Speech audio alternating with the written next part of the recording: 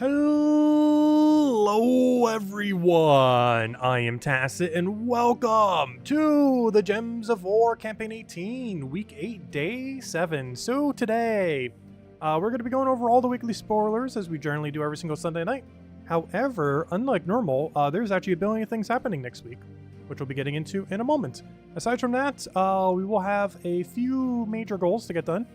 One is I was able to complete through all of Und Spire. The only things we have to go do now is do the final 2 fights, which I figured I'd save for the stream, why not?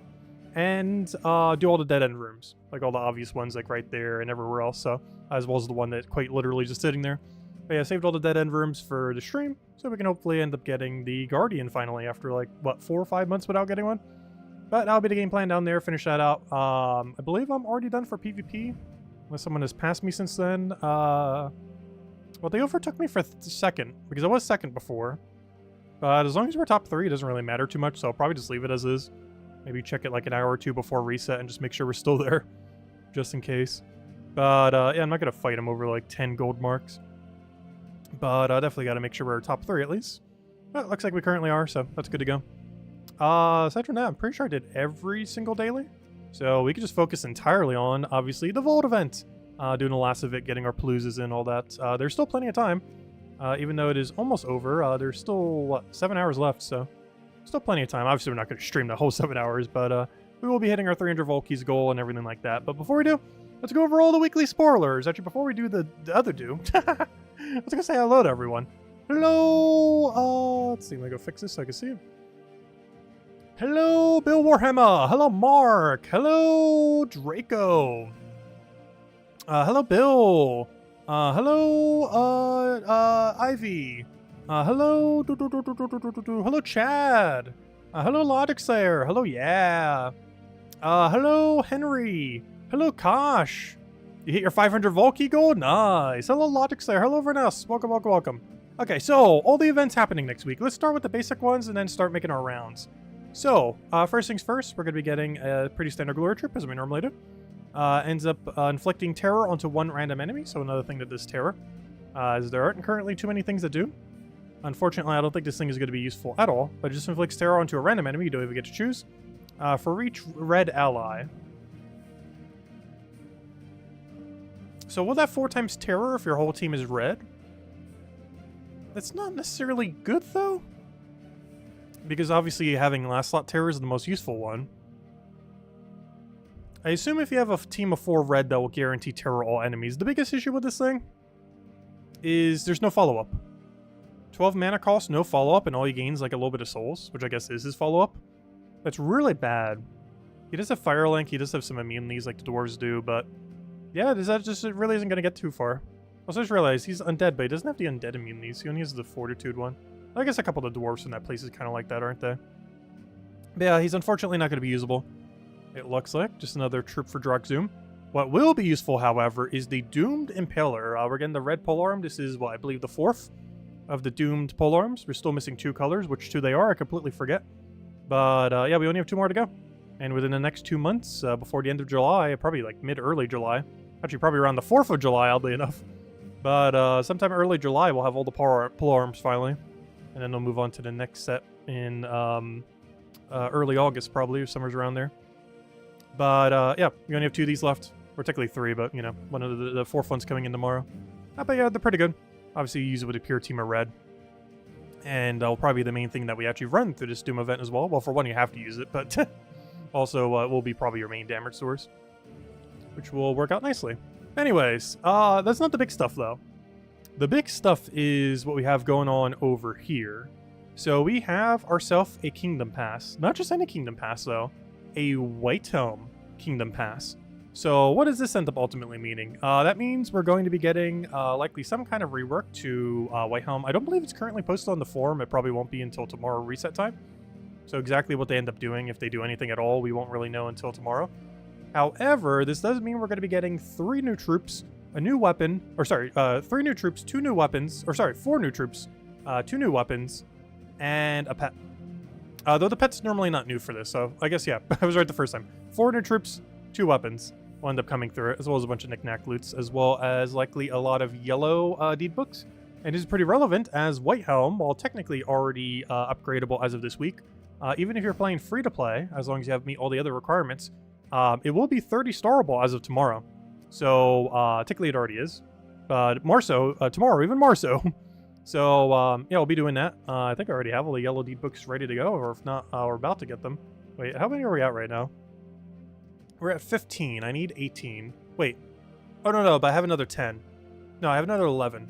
So I need 2 more. Oh, you know what? I haven't bought the Kingdom Pass yet. Yeah, that covers all that I need. That doesn't even count the Campaign Pass. I guess I'll buy them both tomorrow. But, yeah, I already have 29 then. Because I don't have the 3 that you get from the Kingdom Pass yet. Because I still didn't bother getting it. I need to. I would do it right now, but it brings up the little menu thingy. But, yeah, we already technically have 29 right now. And I was just holding off on it. So, yeah, we'll go do that next week. And all the other things related to it. Let's actually go start getting into them, too. So, we'll be able to see this in-game later. However, let's go take a peek of them right now. So these are all the White Helm troops that are going to be coming through it. Where's the tarot card? There it is. So there should be all 4 of them. Wait, why is there 5th? Wait, why is there 5? Wait, is it a White Helm event week tomorrow? No, it can't be. It struck Zoom. Wait, why is there 5? Where's this 5th one coming from? Wait, I'm confused. Where is the 5th one coming from? Are they adding a 5th troop? Oh, no. This one's from the Kingdom Pass. Okay. That was the, if you have the bigger pass of the Kingdom Pass, that comes in through the campaign. That's the mythic all the way at the end of this. I was going to say, how are we getting a mythic? But, yeah, never mind. I forgot. The thing from the campaign is also a White Helm troop. Not only is the tarot card here White Helm, but this is also White Helm. That's kind of funny. But that means we got 2 tarot cards for White Helm within the very not-so-recent pass. Anyways, we already know what this thing does. This mythic, pretty useless. We've already seen it quite extensively in the past. Next, we have ourselves this guy. As far as what he does, we got ourselves Commander Dawnheart. This guy is initially money locked on the paid side of the Kingdom Pass. I think the Kingdom Pass is normally like, what, $7? Though it will be available for free in the future. Generally, these legends have been pretty bad, and based on just skimming his ability, it looks abysmal. Let's see, he's a brown-yellow. He deals a bunch of magic plus 3 damage to 4 random enemies, boosted by armor at 1-to-1. What's Guard's Avatar's boost ratio? Is that... Wait. Is that good? Wait. Isn't that basically Guard's Avatar, but better, and he's still Knight? That's interesting. Gain 5 armor when matching yellow gems. Yeah, is that Guard's Avatar, but better? It sure seems like Guard's Avatar, but better, but lower mana. Yeah, because Guard's Avatar is what, 2-to-1? 2-to-1 all enemies? 2-to-1 all enemies, he gets a lot less from his magic. Yeah, I am pretty sure that is better Guard's Avatar. The only problem with it is... Well, I guess that's not really a problem. If anything, that's actually a benefit that he does in 4 individual hits rather than full AoE. But yeah, okay. The legend's actually not horrible for once. What are they doing? But yeah, the new legend, I guess there will still be some occasional use cases for the other thing. But this is basically just better Guard's Avatar in most situations. It just doesn't cover the color red, which I guess for some things in Underworld would maybe restrict it from you using it. But generally you need brown-yellow anyways to run Surqua and Hadley. So if you are under a brown or yellow restriction, you can also obviously run him, who is also brown or yellow. Interesting. Okay, but yeah, that's basically alternative Guard's Avatar. Without even needing a mythic, he's only a legend. Well, he will initially be money locked. Give it like 2 months and he'll be available for free in drop table. Well, you know, standard drop tables. Not literally free, but you know, you'd eventually get him into keys. Alright, next we have ourselves High Cleric, Divine Human. So why does the face look so off on that one? This looks like a horror movie face. This creates 4 angel gems, meaning it does nothing, and then explodes 4 gems. Okay, so it's basically an inconsistent blesser. The premise is good. The ratio of how many it does is bad. If this was like 8 angel gems and... Actually, no, even just 4 angel gems, but like 10 explodes. Because it says it doesn't scale in magic, which means that's a static 4 explode with no other follow-up. Yeah, it's not enough. There's more consistent ways to 4 times bless your team, most notably Wand. So I don't really see much of a use case in that unless you're under a really specific restriction where you have to run it and happen to need Bless. This guy we already went over. He's the new guy we're getting from the thing. He's not from the Kingdom Pass. Next we have the tarot card from the Kingdom Pass. The two swords, or two of swords. It gains a bunch of armor to 2 allies. But it doesn't say skills on magic. And there's a 7% chance of an extra turn for each yellow gem on the board. So this is completely useless. Especially if that doesn't scale on magic. I assume it does. But here it is not saying it does. Which if it doesn't, that is abysmal. And even if it does, it's so situational you probably wouldn't run it. And then lastly, oh yeah, this is also on the paid side initially, by the way. This one and that legend that's actually like Better Guard's Avatar. Both of those are initially money locked, but they will be available in about 2 months for free through in-game means. The other two are available immediately though. Those being this one that has the 4 explode into the angel gem thing. And then this guy, which I'm not sure what he does. Let's go see what he does. Or she. So we have the Witchfinder, another human from the place. Is that Grave Robber? But it has Detect Evil. Why is this ability so long? Gosh, that's like a whole dictionary for an ability here. That means it's probably good. Let's see. So it's 12 mana cost brown purple. You get to choose one of the following. You either eliminate magic +1 of a random skill from an enemy, boosted by angel gems. Oh no, angel gem boost ratio is going to make this awful. If the enemy is a daemon, double the effect, or eliminate magic +1 of a random skill from an enemy, boosted by angel gems. If the enemy's undead, double the effect. Okay, this thing's useless, unfortunately. That's a lot of words to say it does absolutely nothing. That's unfortunate. So yeah, that means out of all of these, for once the legend is actually the useful one. It's basically Guard's Avatar, but better, but uses 1 less color, but has 1/3 of the mana cost. Or, you know, he has 16 instead of 24. So he has an 8 lower mana cost, so 1/3 lower, effectively. Oh wait, he has Impervious too? Wait, why did they make this thing so good? He has Impervious, Holy Armor, gains armor, and has better overall damage and distribution than Guard's Avatar. Oh, yeah, this will be interesting to see how this pans out. But yeah, they made the legend... It's kind of weird. They made all the value in the legend this time. Which feels like it's always the other way around. I feel like a legend's always the worst and the value's kind of distributed everywhere else. But this time around, the legend's the only one that's even remotely viable. This Kingdom Pass. Interesting. That's not everything in it, though. We should also get 2 weapons. Which should be these 2 right here. The first one gives magic +1 armor to all allies. Also, I have no clue which one of these will be on the free side or the paid side. Keep in mind the free side one you definitely want to get, as sometimes it's locked behind other means in the future. However, the paid side one, even if you don't spend money on it, will be available through the Soul Forge at a later point. But as far as which 2 weapons are which, I don't know. I'll find out tomorrow. But the first one gives magic +1 armor to all allies. That's okay, I guess. If the ally is from White Helm, give them barrier. Alright, that's not horrific, though very situational.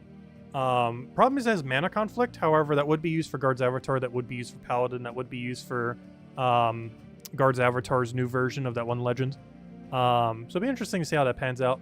Like, obviously under, like, White Helm restrictions, like, let's say, like, a White Helm Under Spire, you might use this. But in any other context, I don't really foresee you ever really bringing it out. Then we have this thing. Deal magic +1 damage to an enemy, boosted by Angel Gem. Why is there so much Angel Gem boost rate? What are they doing? Oh! When they do a rework tomorrow, are they going to add a ton of Angel Gems to White Helm? That's an interesting way to rebalance it. I didn't think about that until just now. But they're probably going to add a ton of Angel Gem mechanics tomorrow for White Helm. Like, they're probably going to update 5 to 10 of the troops or something to have White Helm, to have that effect. They actually did that with Adana. When they did the Adana rework the other year, was that last year or the year before? I don't remember. But a year or 2 ago when they did the Adana rework, they gave a bunch of bomb gem mechanics to the place. Most of them weren't really that useful for the most part. However, it seems like they're about to do the same thing again, but for Angel Gems. Where they're about to give like 5 to 10 troops in White Helm a bunch of Angel Gem mechanics. Because so far there's a lot of boost ratio for this place, yet it has almost, or you know, it basically doesn't even have any Angel mechanic. But that's probably what they're going to be doing tomorrow. So it'll be interesting to see what the changelog is for. Does anyone know if it's still on the forum yet? I don't think it is. They normally don't post it until the event week, so we'll go over it tomorrow on the video then. But anyways, guys, that's the full rundown on everything. Let's actually start doing things now. So hello, Genki. Hello, Sushi Ninja. Hello, too. Hello, yeah. Hello, Miss Insane Witch. Welcome, welcome, welcome, welcome, welcome, everyone. Yeah, just a rundown on that. We'll go over a bit more on tomorrow's video as well. So do we have exactly 4 boosts here? Yeah, we do. Okay, let's go run 4 Paloozas. And then we'll go do Und Spire. Oh no, should we do Palooza's first or Und Spire first? You know what, maybe I'll do Und Spire first. Because we're so close to finishing Und Spire. Let's see, we'll do Torch, Lantern, and then go find all the dead end rooms. So I've still been using the same team. Team has not changed. The amount of torches we have right now are also our final amount at this point. But we only need one more to just do this room, so we're pretty much good to go. The rest are just for dead end rooms. I saved all the juicier stuff for the stream, so we'll see if we get anything. Because after we take the two main fights, we'll go do all the dead end rooms then. Or as many as we can do with what we have, of course. Also, this team does die occasionally, but it doesn't really matter because of how the enrage and attack distribution works. Oh no! Did I just forget to lantern it? Oh no! Wait, why did I do the normal torch on this one? And, no! Why did I think it was the other way around? Oh, I've never made that mistake before, I don't think. Oh no, we lost a whole gold medal. Undo button, go. I'm not sure why, I was thinking the other way around. Because you would expect the final boss to... Well, I was thinking... My logic there was... I didn't actually forget. Well, I did forget, but I didn't forget in the sense that I was going to go use a lantern on one of them. But for whatever reason, I was thinking, oh, the final boss is the one I need a lantern, not this one. That's what happens when you save them for later. Whoops. I think that's the first time I've ever done that. Obviously, we still get the one gold medal, but we don't get the double loot, unfortunately. Yeah, I can't believe I did that. I was just thinking logically, like, oh, the final battle's the better loot. But obviously, it's the not final battle that's the better loot for some reason. Whoops.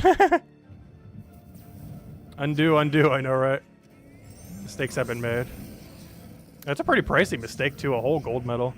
It's not too big a deal, though. That is one of the reasons we do Und Spire. But, of course, we still get one. We just don't get the second one. Oh, so where did my team go? I would like to not lose. It's very unlikely we do, though. It's not impossible that we can lose.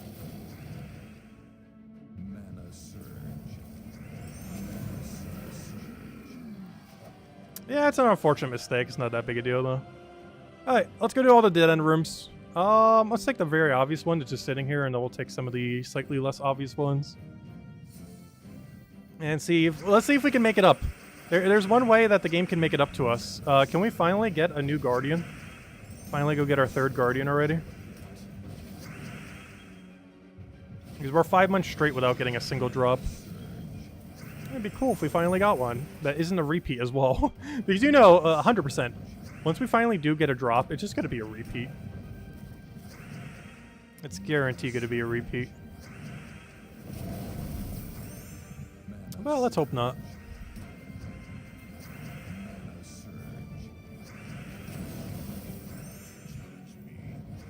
I kind of need my first slot to die. He's actually blocking our damage potential right now. Oh, just right. I guess it's not going to really matter.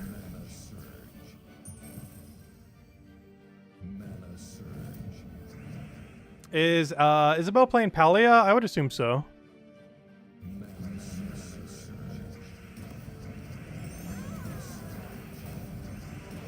Okay, that def is actually beneficial. Because now we can just tear it apart with this.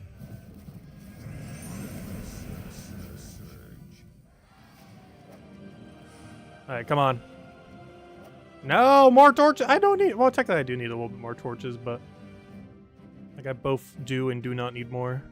Alright, this is very obvious double dead end room. Let's go grab it.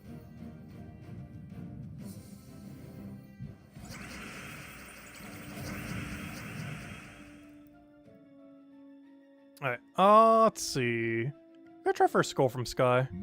Did not get it.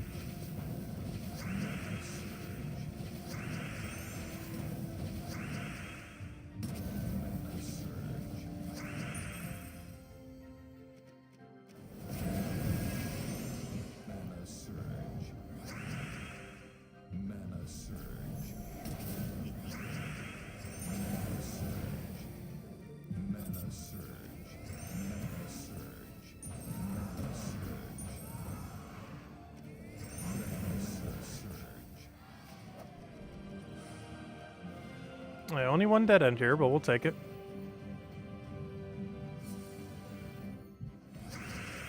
Come on, at least I want to. If you're not gonna give us like the good troop, I at least want to see one thing from a dead end room that isn't horrifically bad. Is that too much to ask for?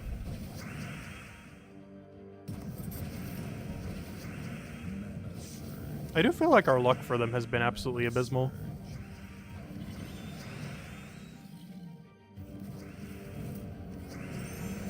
We take so many of them every single week as well. We don't take all of them, but we take pretty close to all of them every week. I forgot the wish gem is just sitting there.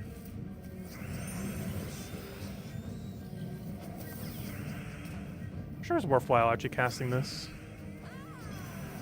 It does a surprisingly low amount of damage relative to what the rest of the team does.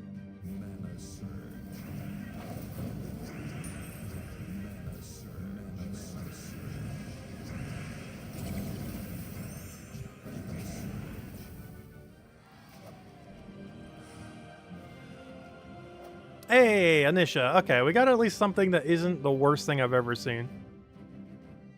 That's a step in the right direction. Alright, what can I do with my 9 torches now?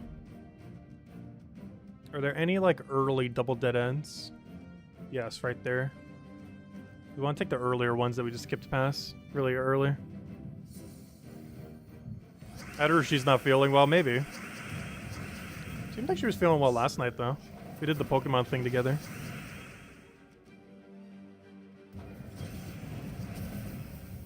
Technically, me and Tyrion already had it done, but she still needed help with it.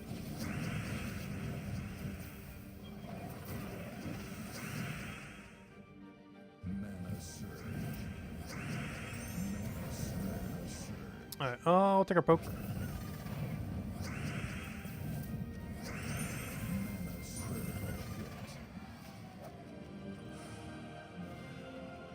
Oh, that was an instant double dead end? That's unfortunate. I'm gonna have to use an extra 2 torches for both.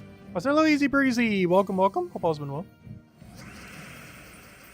I just realized we still haven't opened a single Palooza yet this stream. But after we finish out Und Spire, all we're gonna do the rest of the stream is Paloozas. We're not gonna stop until we have 300 normal Volkies, counting pity.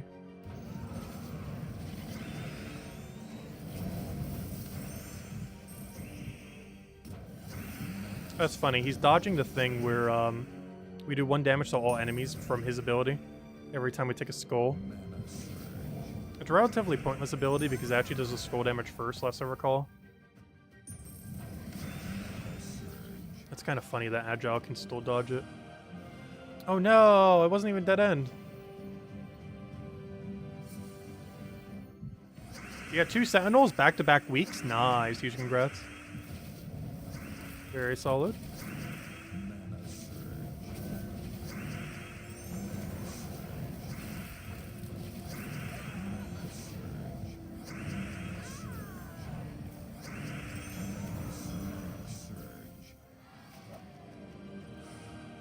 Oh no! We got merchanted! I kind of forgot about that. Alright, this one's pretty deep. Let me go in both of these directions because both of these are just a 1-room scout. To see if there's anything there or not.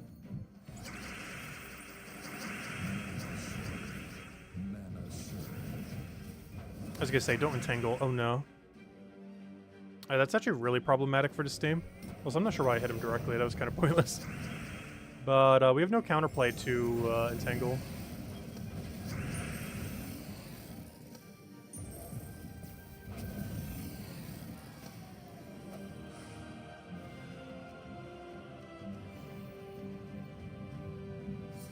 Luckily, most of these fights here don't have entangle, so it doesn't matter. That one did.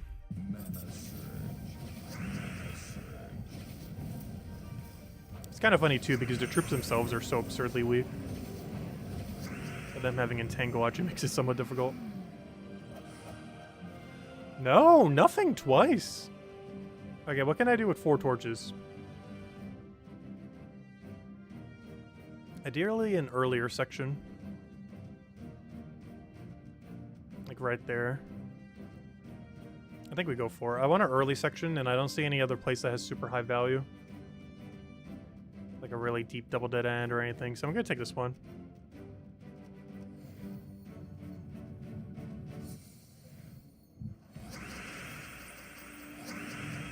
Hello, Stacy. Welcome, welcome. Mana surge.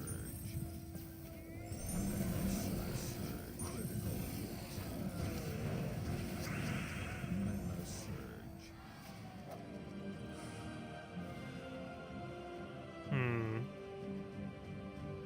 Which way do we think? Down or... I don't know, I'm feeling the curve. Down is really tempting because I feel like... Well, down has the chance of becoming 2 paths. Whereas this path can only lead to 1. But I have a feeling this one is better than whatever's down the other path. Even though the other one is more likely to be a double.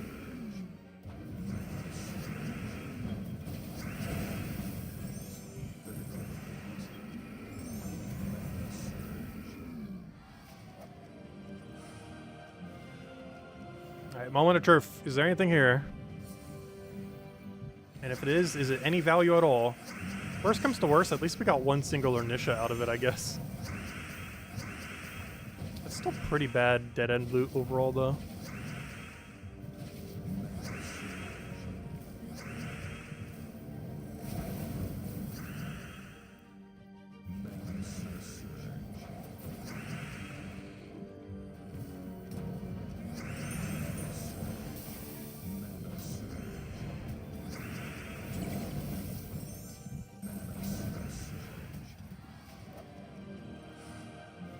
Ah, it's a tier 1 room too. But hey, tier 1 can still have it in it. You never know.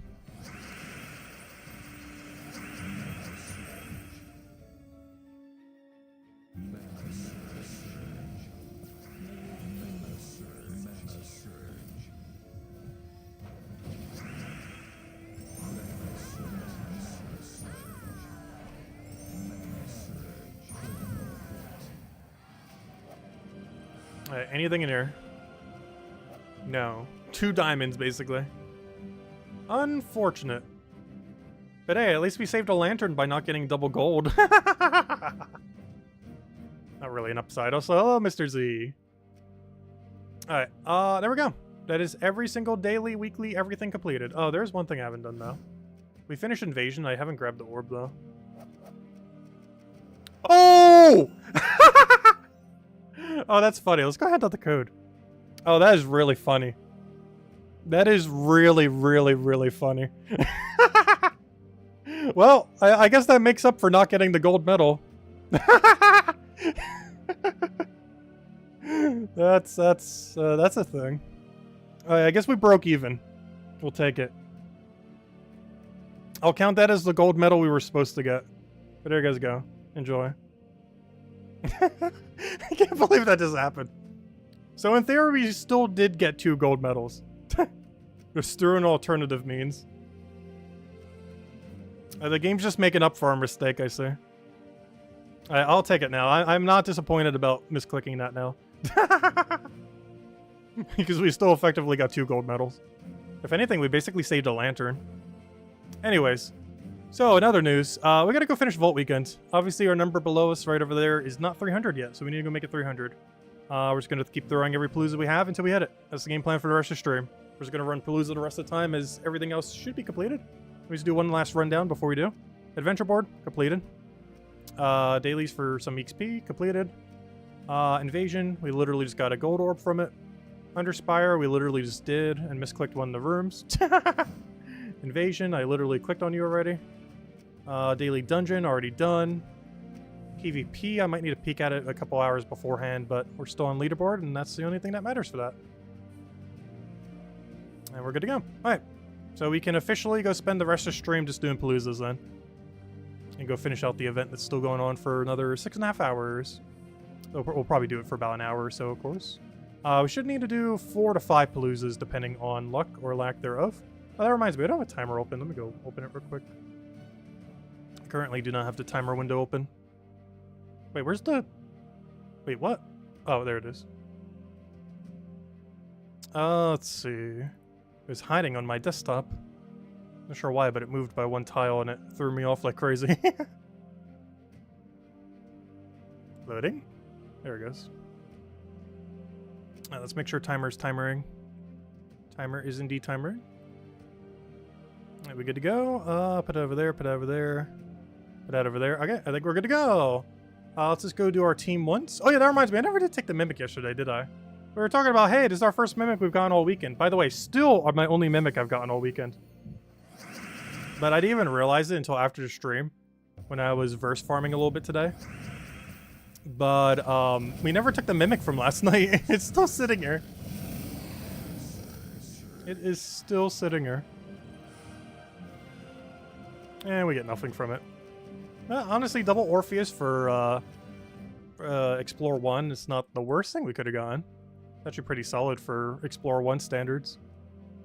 Alright, now let me go do the actual team. And then we'll just camp here. Let's see. Though we can do this on any Explore 1 location. Just want to do it here because why not? It's kind of tradition these days. It's one of the last few still really weak places where you can one-shot with the other team. So for this, it doesn't matter. We can actually do any Explore 1 in the entire game. It's just more convenient to do it on one that we already keep that by default on Explore 1. Like here, or Wild Plains, or Drakzoom. I hope that one Drakzoom trip we're getting isn't too tanky. Drakzoom's still one of the last few places where we can get away with a 20-shot Dust Devil quick kill. Cinder Mirage, Wild Plains, and Drakzoom are the last three that could do it. Anyways, alright, let's go do it. Let's go open up all our XP boosters. We'll open 4 of them. If we happen to need a 5th, we'll go do a 5th one as well because we have our daily thingy that we can go do it off of. Oh, I should have done the other one first. Because now I'm going to need to go find the other one hidden in all this. Oh no, I didn't get a pity key, so it's just sitting there. Perfect. Alright, let's start running some paloozas. We're going to need at bare minimum 4, and depending on luck, we'll need 5. Honestly, at the rate that we've been going, as long as we can maintain similar luck to what we've been doing so far, we should only need 4. Counting pity. What about Midnight? I don't know, does Midnight have enough damage? Can you 20 damage kill Midnight? I'm actually not sure. I'm not sure if I ever bothered trying. I just kind of assumed you wouldn't be able to. But I never actually did try it, so actually I'm not sure. It's kind of assumed that every new kingdom they would make it so you can't just 20 damage one-shot it.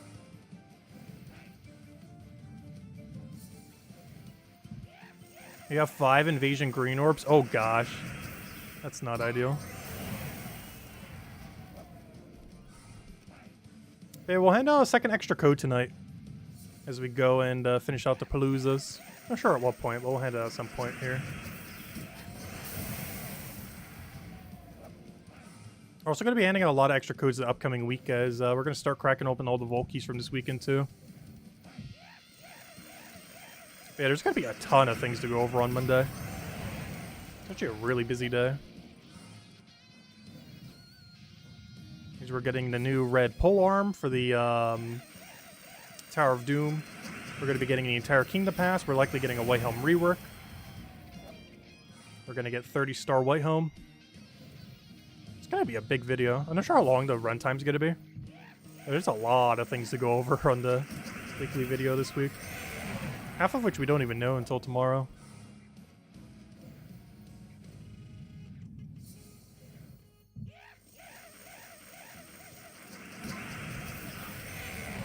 Oh, some of it will be quicker to go over once it's in game.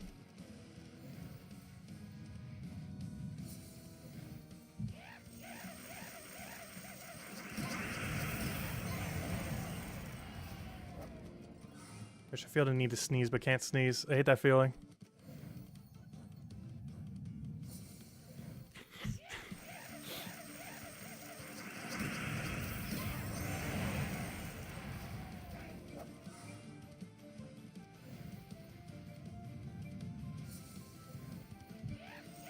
The overall, our vault keys this weekend honestly weren't that bad at all.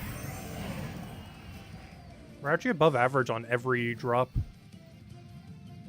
We have more vault keys than we should have, and we have more epic vault keys than we should have. Relative to how many we opened.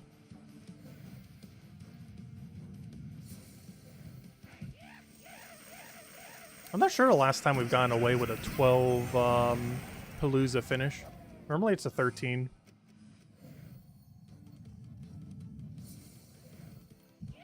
But either way, it's not that big a deal. we have plenty of Paloozas. Though I did not get as many as I wanted to by the end of the weekend, though I easily can still form some in the last few hours.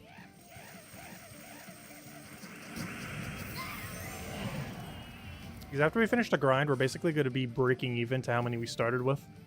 Which is better than losing some. But I do kind of want to get a surplus of them. So maybe later tonight, if I have some time, I'll go grind it. See if I can get an extra verse or few.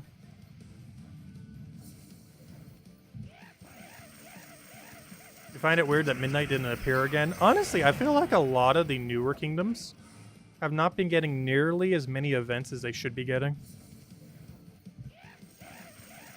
There are so many kingdoms that are a mile behind, while things like White Helm and Sword's Edge are getting like 5 troops above the 30-star limit. Like, I'm pretty sure White Helm, as of tomorrow, is 4 to 5 troops more than it needs to reach 30-star. Whereas there's some kingdoms in the game sitting at like 15-star or whatever it is, even lower than that probably. I think there's some as low as like 8. And then there's White Helm and Sword's Edge, which are both multiple troops above 30-star. As in having every troop for 30-star and still having a few excess.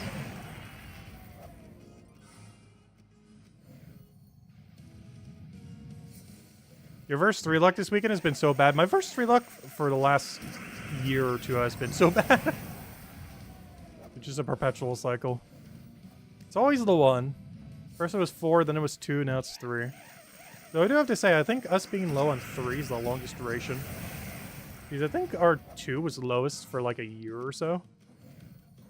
So I think 3 has officially taken the longest streak for being our lowest one.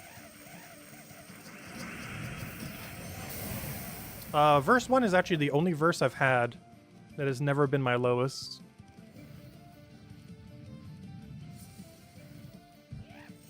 But oddly enough, they've all rotated to the point where every single one except that one has been lowest. I'm not sure if that's considered lucky or unlucky. Oh no! Also, speaking of lucky, I have not had a gnome run away a single time this weekend yet, despite many attempts. I'm not sure why we're getting so lucky on that this weekend. Because at this point, we've seen them try to run away about 15 times at a 30% chance, and they have all failed. My luck for them not running away this weekend is actually kind of insane. We've gotten at least an extra, like, 70 Dragonite this weekend just from Dragonite Gnomes that didn't run away. Because almost every time it's a Dragonite Gnome. That's, like, the only thing this team doesn't really kill.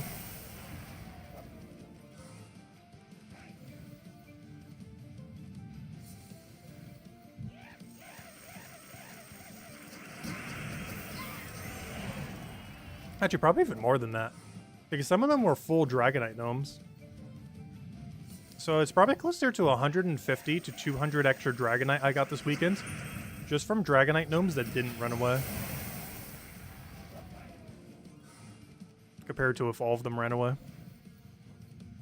If you just take 30%, that's like 80 Dragonite that I shouldn't have this weekend, but we got really lucky on them not running.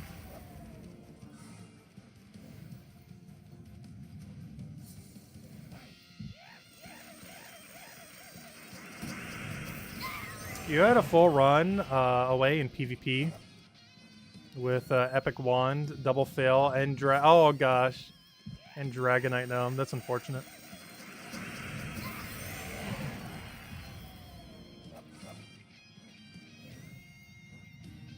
You did 10 Paloozas, you got 250 Volkies, and 20 Epics? Nice.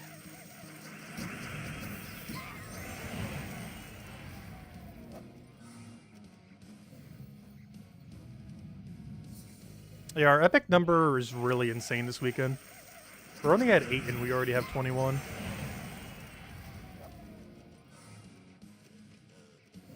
Though I got pretty hard carried by getting 2 5s.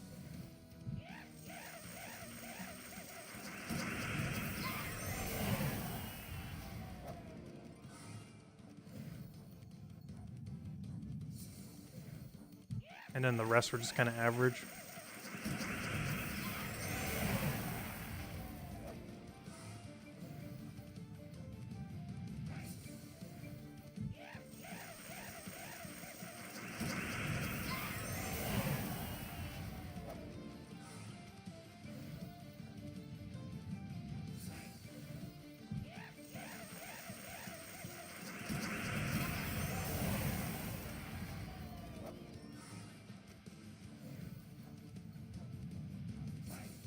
You went for over 800 keys? Nice.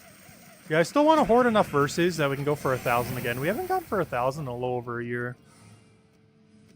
And I kind of want to again at some point this year. I just want to make sure we have enough verses to do it before we try. Like, I at bare minimum want to have 30 verses already in hand before we even try for 1,000. But at some point we'll go for it again. I just want to make sure we have almost all the verses needed to do so. And even 30 is not enough. We need closer to like 45-ish. Give or take a few. I'll get you later, Miss Insane Witch. Have a good night. So really, we should actually wait till we have like a surplus of 40 or something before we really go for it again. If we really just want to make sure it gets done. Because then we can just spend the whole weekend just opening Paloozas.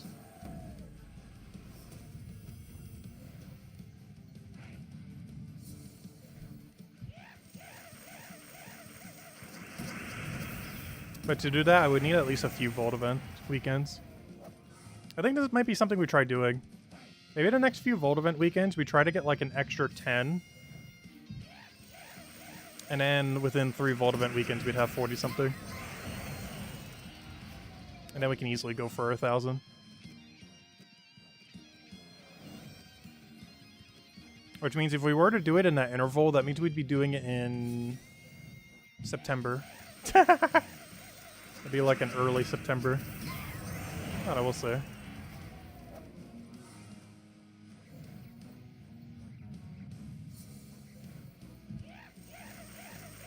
Also, to some degree, comes down to what will the next major patch do.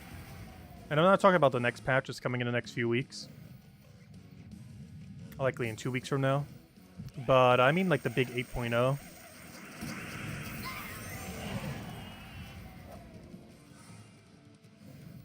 Because there might be something really important to start power grinding by that point.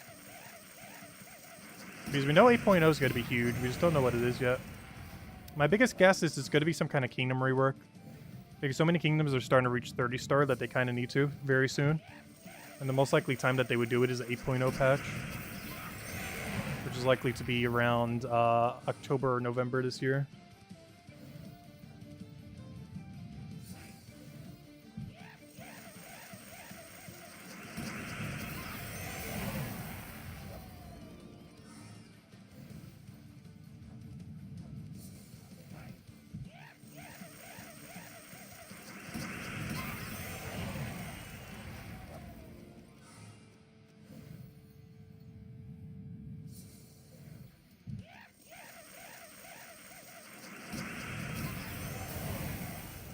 Oh yeah, that reminds me. Did they ever even do a roadmap for the first half of this year? I just realized that. They were doing that for a little while. Did we ever really get one? Because last I recall, we didn't get one for this year, did we? Like a 2024 roadmap. Normally they do half a year and then half a year. But unless I'm forgetting about it, we didn't get one this year, did we?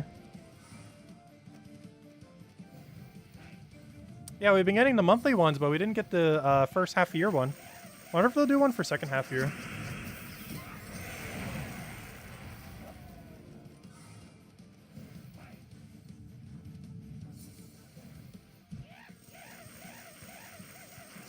Because the second half of this year is going to be the rest of the PvP reworks, whatever they're going to be doing.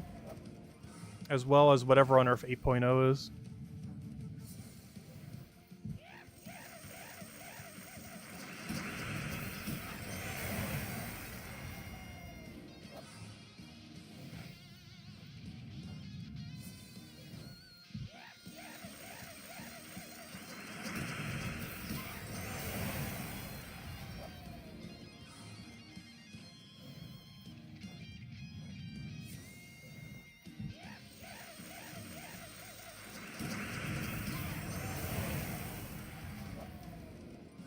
And I'm sure I didn't notice that until like 5 months into the year.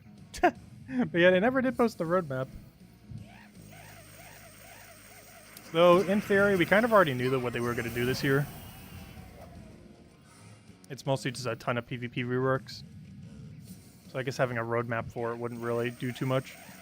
So having a roadmap would have seen things like the White Helm rework that's coming tomorrow. I assume it's coming tomorrow. We'll find out. It seems like they're going to add a bunch of angel gems and stuff to White Helm. I wonder if they'll find a way to make any troops worse like they normally do. I'm curious if anything as of tomorrow will finally be a good angel gem mechanic. Because right now there's currently 0 viable troops to have angel gem mechanic. And a White Helm rework would be their first and pretty much only opportunity to make something actually good with angel mechanic. Because right now everything that will have it, and will have it in the near future, seems to be pretty bad with it. But who knows? Maybe some changes tomorrow will change that. I doubt it. I think angel gems are just going to be the bomb gems of power gems. Or there's just not going to be any good troops that utilize it. At least with bomb gems, technically some of the mechs that have it are already good. So them having a bomb mechanic doesn't really matter. But currently, in the case of angel gems, not a single troop is even remotely viable.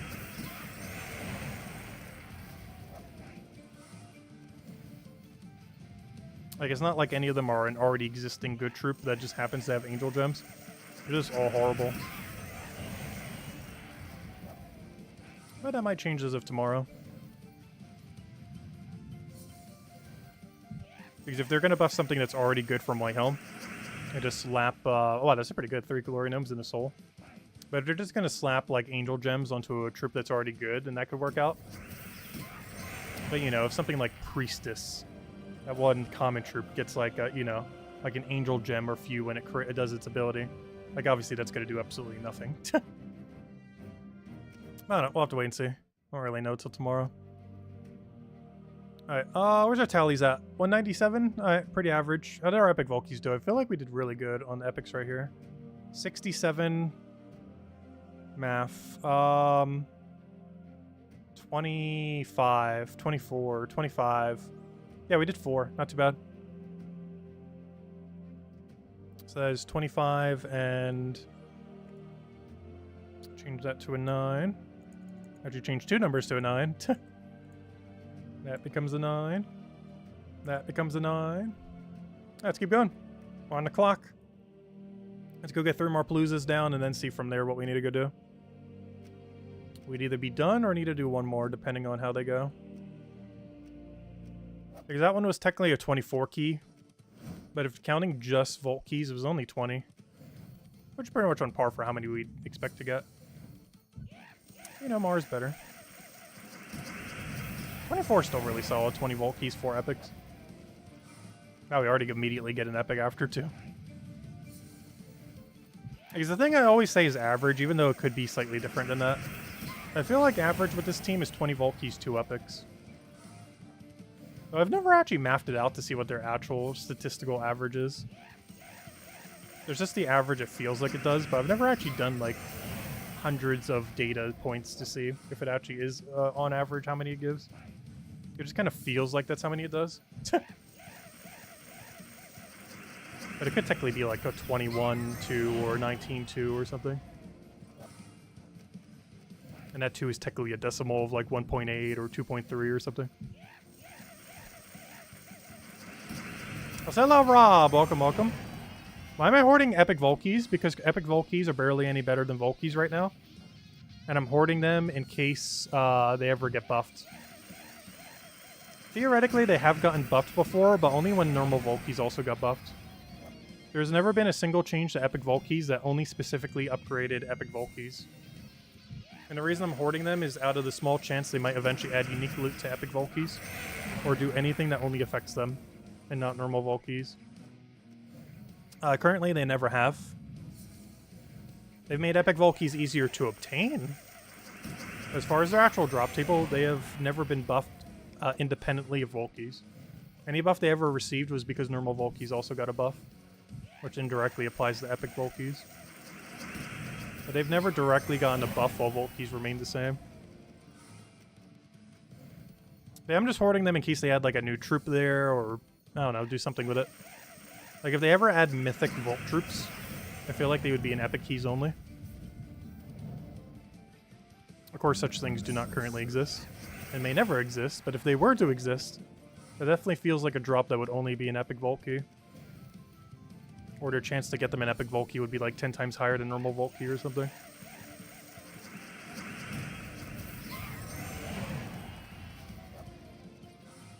Because despite all the vault troops in the game, there are 0 mythic vault troops. They're all commons and legends.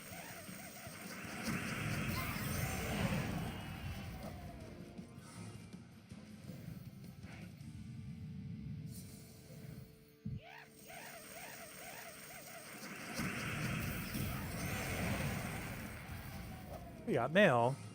I assume it's a pity key. Have they made a Gnome Kingdom? No, they were considering at one point. Same as Apocalypse Kingdom and stuff. They never did, though. Technically has a kingdom category, but there is no kingdom, if that makes sense. Like, there's no physical kingdom, but there's, if you go into Kingdom tab, there's a kingdom category for them.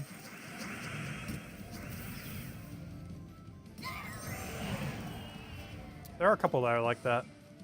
There are Guardians, there's Primal, there's Apocalypse, and there's Vault Troops. I think that's all the categories, unless I forgot one.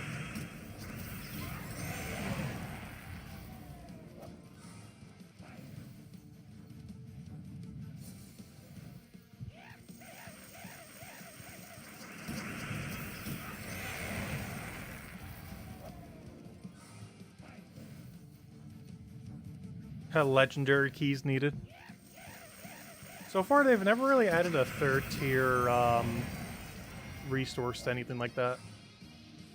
I guess unless you count PvP, where we have silver marks, then gold marks, then whatever the other marks are going to be called, platinum or whatever. I guess you can kind of consider that with the bronze, silver, gold medaling as well.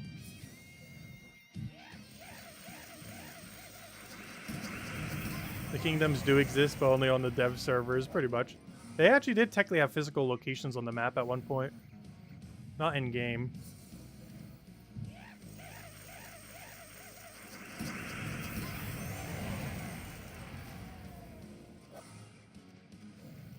Or, not in the live game, but as far as potentially being placed.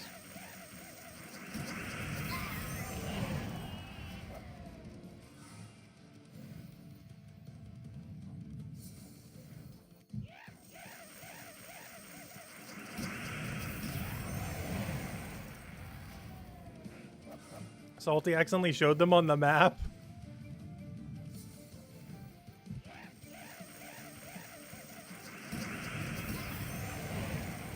I'm pretty sure the reason they were never released is they were likely going to do something different than how a normal kingdom works, but then never did. If 8.0 does a kingdom rework, I think that will be the patch they finally add them all as kingdoms. Like, I think Primal, Volt, all those will finally get kingdoms. Whenever they finally do the kingdom rework. Which I assume is 8.0, though we have no clue what 8.0 currently is.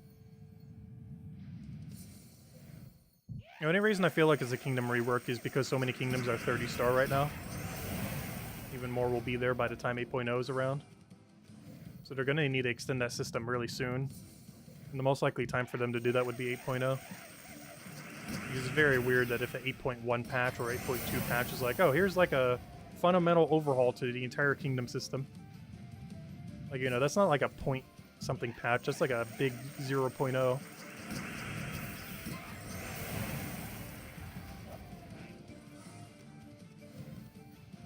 Which makes 8.0 the most likely time for it. It's not guaranteed, though. It's absurdly likely. Because they need some kind of progression system to keep it going. They're not just simply going to keep every kingdom at 30 star. Or if they do, they're going to have some kind of other new mechanic beyond that. Kind of like how troops go to level 20, but then after that you have elite levels. Which technically aren't numerically higher, but there's still something to do to a troop afterwards. Like, I feel like it's going to be something like that. Where 30 star kingdoms will probably still remain the highest it'll ever go. But there'll be a new system that's plopped on top of it.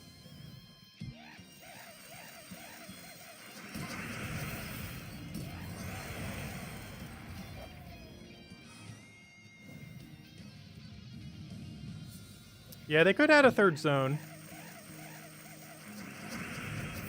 Something that's been talked about for a while. Because obviously at this point, the main map's pretty overfilled. Underworld's pretty much just as filled as the normal map. So we can kind of use a new spacious area that doesn't get like 36 things, but kind of has, you know, it's allocated for other stuff. Not for something associated all 36 kingdoms, but you know, things kind of just stand alone.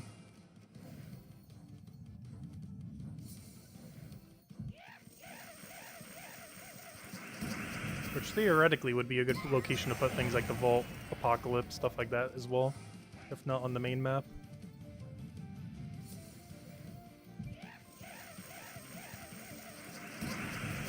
Basically a whole category for like special kingdoms in a sense. That don't fit the traditional kingdom category.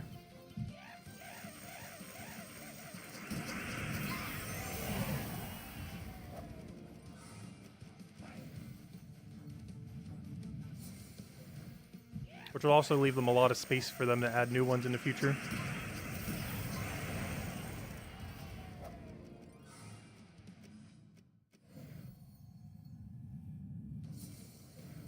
And that way they can also add new kingdoms without having to do everything associated to the normal means of adding a new kingdom. It'd be a lot more like mini kingdoms, almost like a faction in a sense. But functionally different. And if they don't have an obligation to make one for every single kingdom, it won't get overly bloated like what happened with Und Spire. I mean, Underworld, I mean.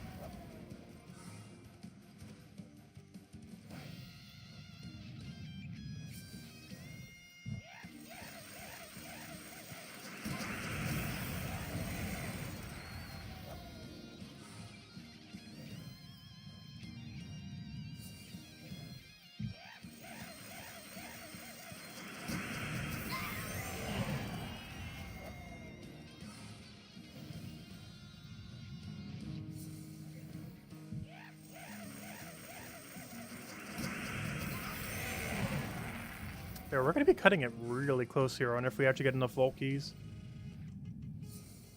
Within 12, that is. Obviously within 13, we'll guarantee get it. But to be able to get it with 12, I would have to average about 23 vault keys or so. Per the next 3 Paloozas. Which on average, we've been doing way more than that this weekend. So we just got to maintain that luck.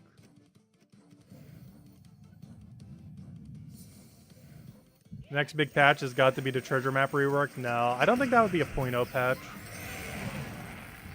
Treasure map rework would be something like an 8.2 or an 8.3 or something. They wouldn't use a big 0.0 to do a treasure map rework.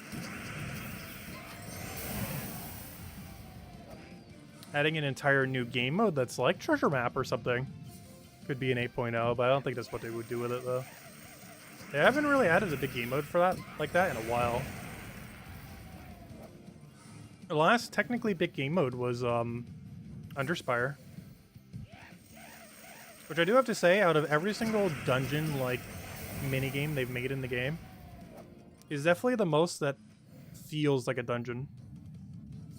Like I honestly feel like the feel of Und Spire they nailed. Like I feel like they tried to do it a lot of times and kind of failed. But Und Spire was the time they actually got it right. Because, you know, Dungeons was supposed to be like that. Underworld was supposed to be like that.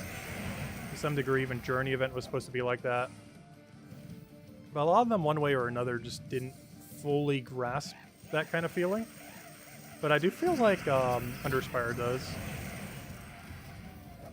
Despite that it lingers around for slightly too long, I do feel like it's one of the better modes they've added in recent history. The only real big downside with it is how luck-based the dead-end loot is. As well as it stays around for just slightly too long. I feel like the mode should be like an hour quicker. These are just some kingdoms that just have absolutely nothing to use.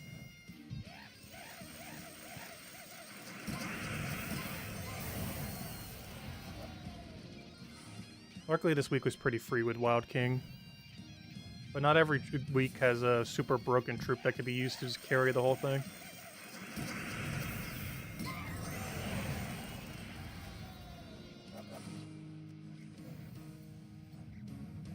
Yeah, some kind of roguelike mode in this game would work out really well.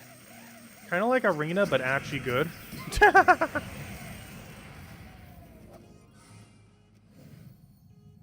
Where you have random cards, random effects, random other things. Anything that dies is permanent, kind of like how Underworld works. Kind of like how Und Spire combined things like Underworld and some of the other like similar kingdom events. What they need to go do is like make a roguelike mode that combines Arena with like the permadeath and like structure of Underworld, and then like throw one other thing in there, and then boom, you're good to go. Yeah, that'd be a lot of fun. Random effects, both good and bad. Random areas you can go to try to loot if you want to risk it, or just keep going down a safer path.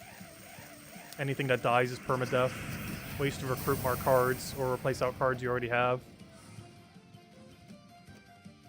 Yeah, it'd be really interesting to see how it pans out. They could also make it how original Arena was, where you always have hero on your team. And maybe you just get extra buffs for your hero.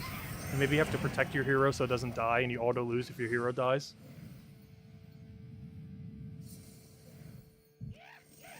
So you can't just use it as like a first slot tank necessarily.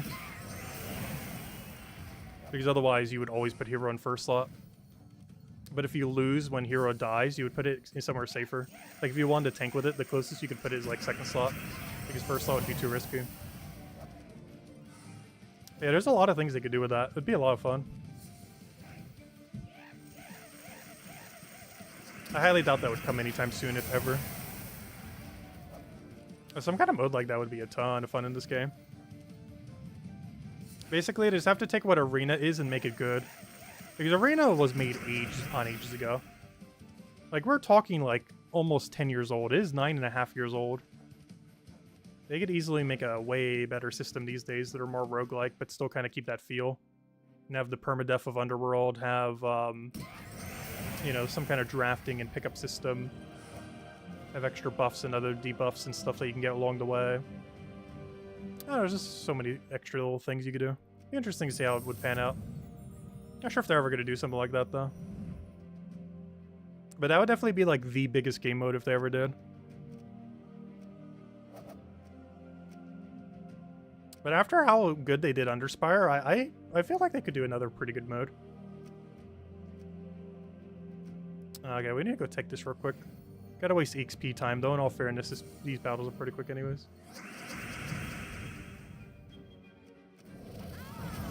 Am I just ignoring chat? No. Hello, Tyrion.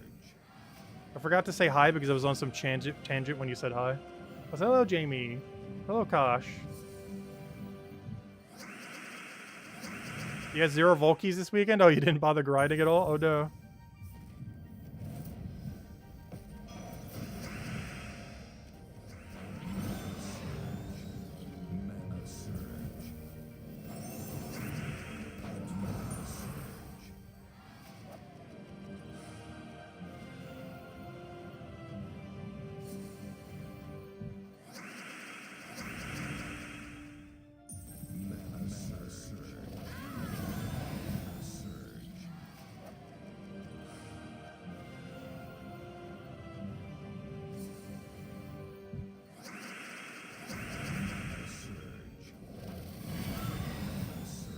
Yeah, it's always good to throw at least a few Paloozas.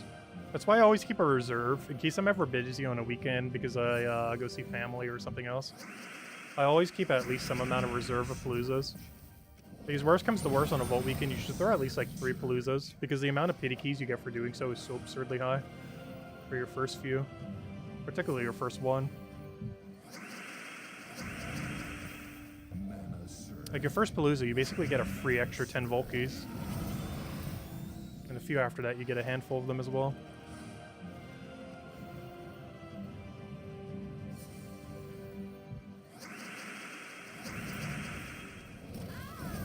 And that's on top of the loot you already would be getting for it.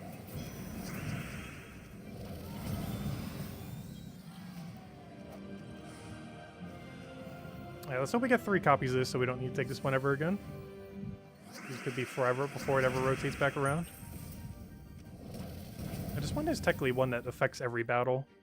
It's Gem Mastery. Of course, the amount of surge chances it's giving us is a decimal so small it's effectively going to do nothing. But hey, you never know. Come on, 3 copies. 1 copy. Oh, the wait continues. Alright, let me go update our numbers real quick, and then we'll go back to Paloozas. Whoa, whoa, whoa, whoa, whoa, whoa, whoa. How did we do so bad? What happened? Alright, well, we're gonna need to do 3 more, it looks like. What happened? How did I only get 10 Volkies? How did that even happen? At least we got 28 epics. Or, you know, 3 within there. But yeah, that means I only got 13 total keys from that last Palooza. That's so bad. That is our worst Palooza by quite a margin. Though we still got above average epic Volkies on it, go figure. Yeah, that was horrifically bad. Well, that's unfortunate. Yeah, we're definitely going to need to throw an extra one then. Which means I need to go throw 3 more Paloozas down. Because unless these next 2 are absolutely insane, we're going to be like 10 to 20 short of getting there.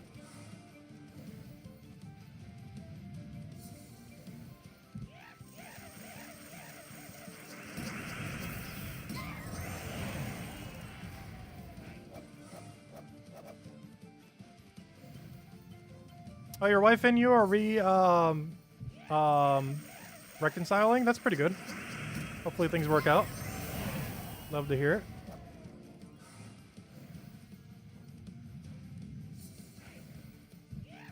Also, I'm not sure why I got so stumbled by that word. It's not one of those words you see written out that often.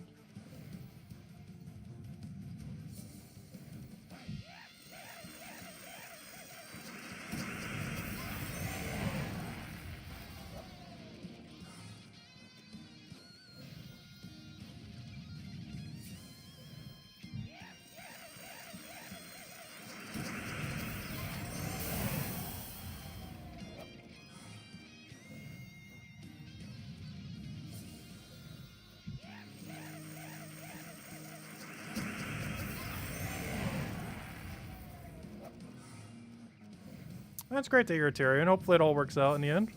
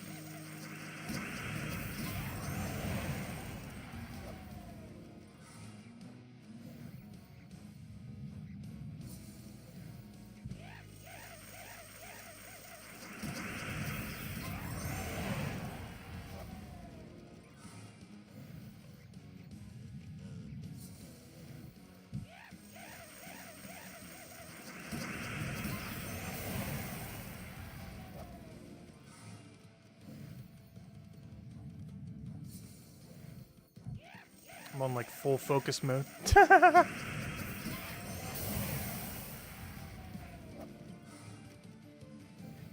I feel like I have nothing to talk about tonight.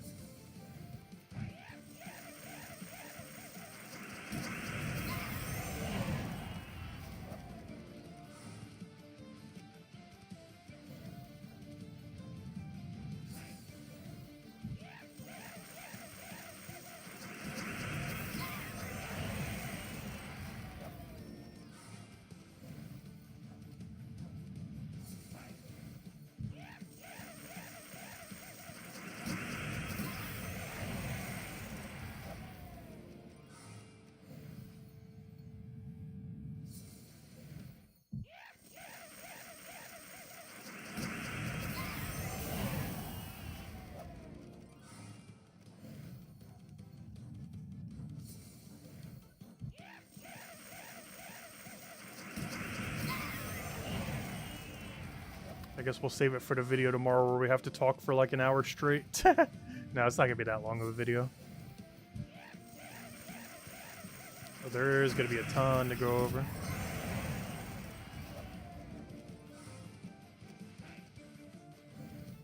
Oh yeah, that reminds me. What weekend event do we have next weekend? Because I was gonna do 1,000 Year Door on Friday, Saturday, Sunday.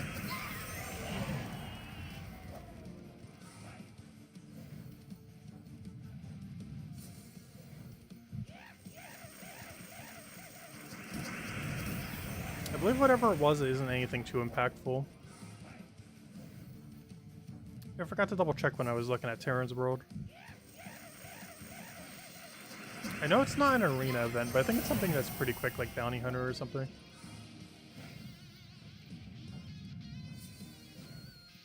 Tell us things you'd like to see more in the future update. Well, that roguelike mode we were talking about earlier sounds pretty fun.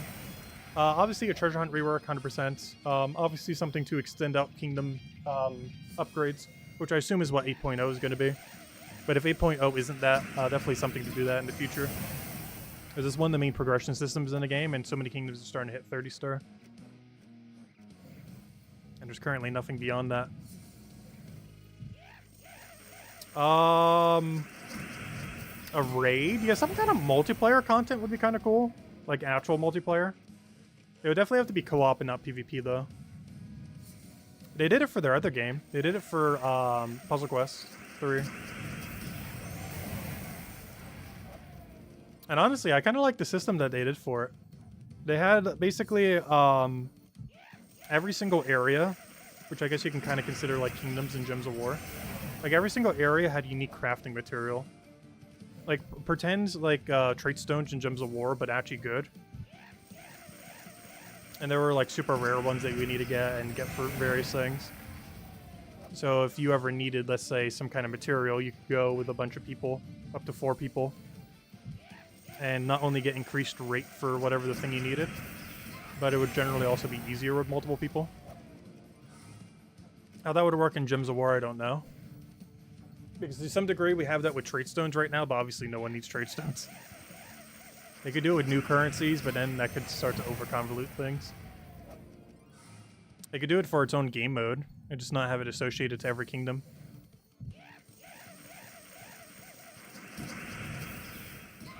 But then I would need some kind of pretty good reward space for it, otherwise no one will really bother with it.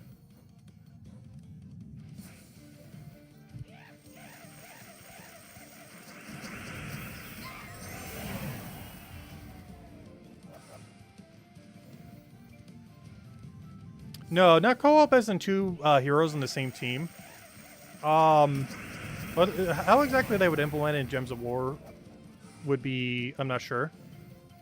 But if they were to do it in a similar way to how they did it in their other game, actually, I'm not sure how they would. Because it's kind of hard to take the Gems of War system and apply the same system they did. Because the way that damage distribution works in this game and taking turns doesn't quite function similarly.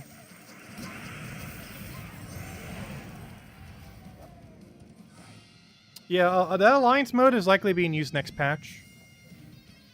I'm not sure exactly what it is, but I am 95% certain next patch is alliances. It's like alliances, whatever that third currency is for PvP, A bunch of new things to use all the current existing marks, like silver marks and gold marks. And stuff like that. What exactly all the specific details are, I have no clue, but it should be coming in about 2 weeks. The most likely time for next patch is 3 Tuesdays from now. And 2 weeks and 2 days from now. Hasn't been confirmed that's when it is, but it is absurdly likely to be the case.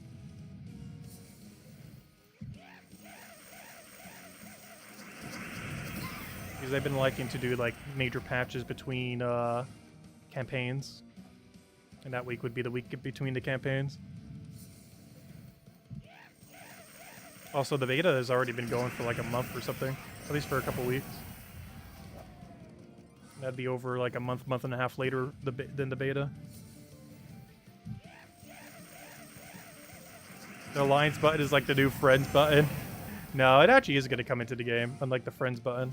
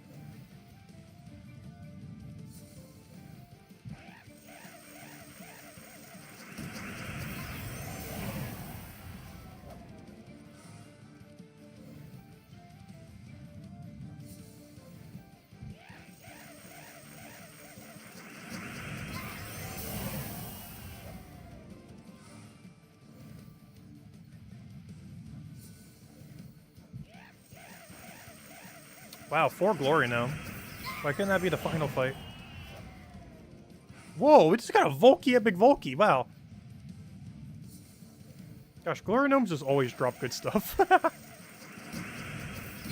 Even when they have diminish of like 10 down to 10% of their loot, they still drop amazing things. Yeah, that was a really lucky fight.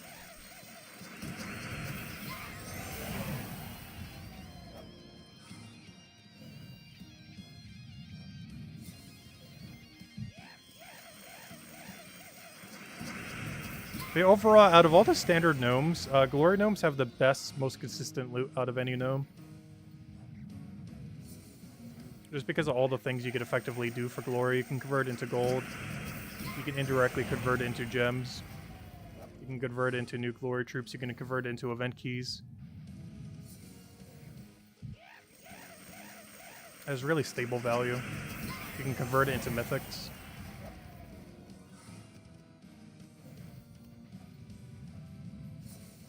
You can convert it into useless things like treasure maps. It has so many use cases. It's actually surprisingly almost as versatile as gems. It's almost like mini gems. Like if this was any other free-to-play game, Glory gems would be the closest thing we have to gems. Or, you know, Glory just as a currency would be the closest thing we have to gems, and gems would be like paywalled. Luckily they're not in this game. But I feel like any other free-to-play game these days would be like that. Where Glory would be like the best currency we would have, and if you wanted gems, you'd have to pay for them all. But Glory is still as good as it is, and gems are free. Well, effectively free. Obviously, you can still buy them, but there's a little need to these days.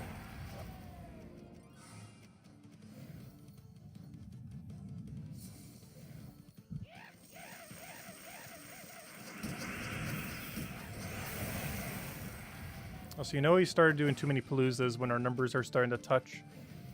The 1 is touching the 0. Eventually the 1's going to be touching the 1. It's going to get really confusing because it'll look like we did 1 Palooza.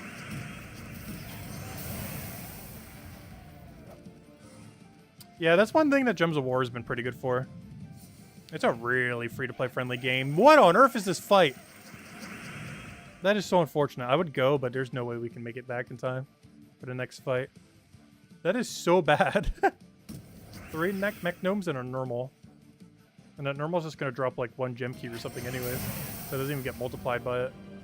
Exactly. Oh, no, actually, in all fairness, that would have been 1 event key. We actually got it multiplied to 3, but these are so useless though. So all we got from that was 2 extra event keys, which I guess is not horrible, but not the greatest. Alright, come on, big numbers, big numbers. 230? Oh, nice. Okay, that makes up for it. So we're at 230. Oh, double 30. Look at that. 230 and then 30. How convenient. And 11. Alright, how much pity are we at right now? 35? I would have to get 35 counting pity. Yeah, there's no chance. I would have to do 2 more Paloozas. Alright, we gotta do 2 more. Let's do 1 more, then we'll hand out code, and then we'll do the other one. Sounds like a game plan. But yeah, I gotta do 2 more.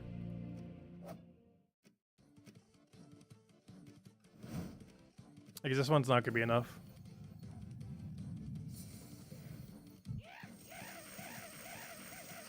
I would somehow have to hit 35 normal keys, which means counting pity, I would have to hit about 30 normal keys. But we got 1.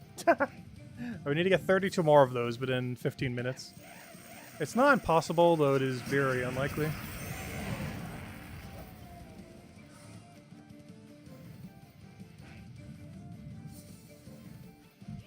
Do I still play Age of Calamity? I haven't in a while. Though that game was a lot of fun. I'll be doing 1000 Year Door this weekend, though. Which is basically the best Mario game ever made. It was basically released in, like, the golden age of Mario. Oh, so hello, Alexander. Welcome, welcome. Back during, like, the Mario Sunshine, the early days of the Mario Parties, 4, 5, 6, all those. As well as 1000 Year Door. Like, when I ever think of, like, peak Mario, like, that was the time of peak Mario.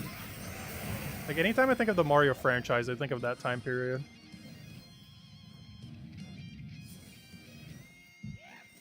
I wouldn't necessarily say it's been downhill from there. But it's definitely a different feel, like, modern Mario compared to, like, that time period Mario. They were a lot bolder to take risks back then. They play it really safe these days, the Mario franchise.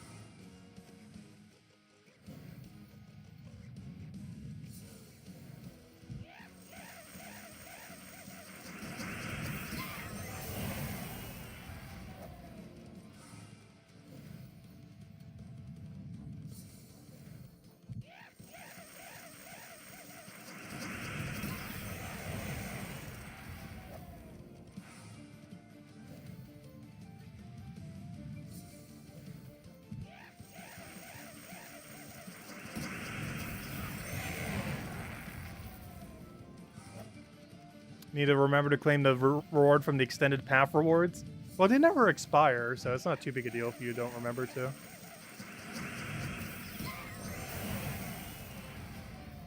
Your favorite was Yoshi's Island? I'm not sure if I ever got around to playing that game. I know which one you're referring to, though.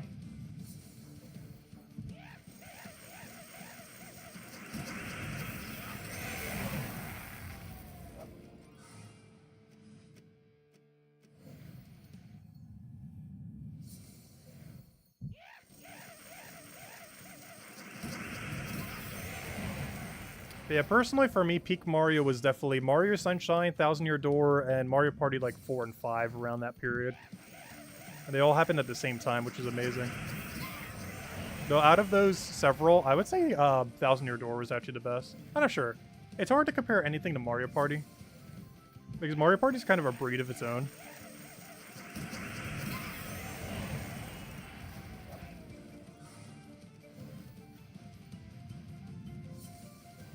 Like, it's not fair to compare anything to Mario Party. It's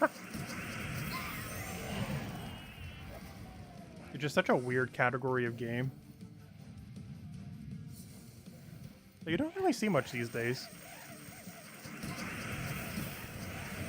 Because I wouldn't consider something like Jackbox games and Mario Party to be even remotely similar to each other. Even though they're both technically in like the party game category.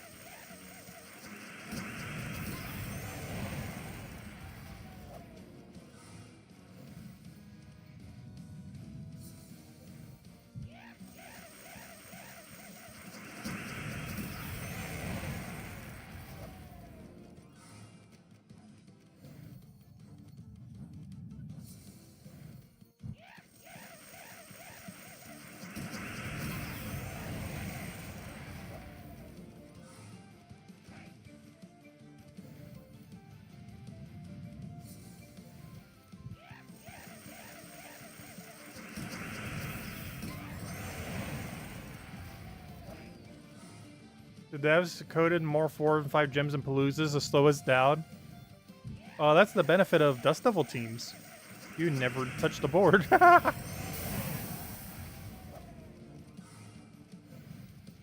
It's actually impossible for a Cascade to slow down this team. There actually have been some metas in Gems of War past where some teams were actually so good at landing extra turns that they were actually worse than teams that didn't land as many extra turns. Because it slows you down so much, especially before they added 4 times speed. It slowed you down so much if you got like 4 or 5 turns in a row, compared to just doing a really big impact that didn't take as many turns. Because having to go out of your way to take like 4 or 5 different pairs slows you down so much. It's not really too big of an issue these days due to 4 times speed. It actually was a factor back in the day. Where even an infinite loop team might not get used because, I guess to some degree that's still the case. Where an infinite loop team doesn't get used because it actually gets too many extra turns. Compared to things like, let's say, like a Stellarex. That has absurdly high impact, but has a lower extra turn rate. Because the effective damage you can get from Truffle is infinitely higher than how much you can get from a Stellarex. But the speed at which you distribute it is substantially quicker from Stellarex.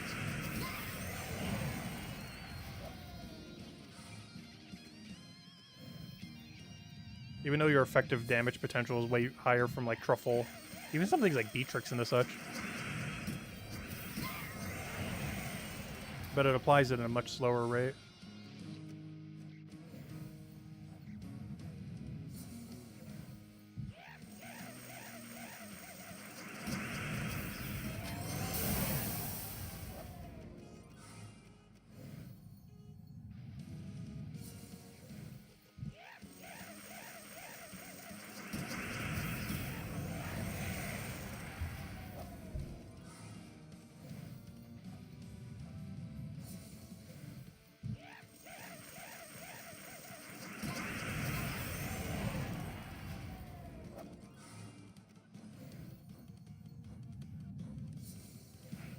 After this Palooza, we'll hand out a code.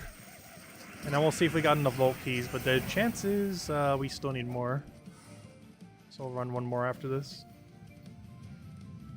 Will actually work out, because I said tonight will probably be about a 2-hour stream. And that'll bring it pretty much to 2 hours. So yeah, it works out.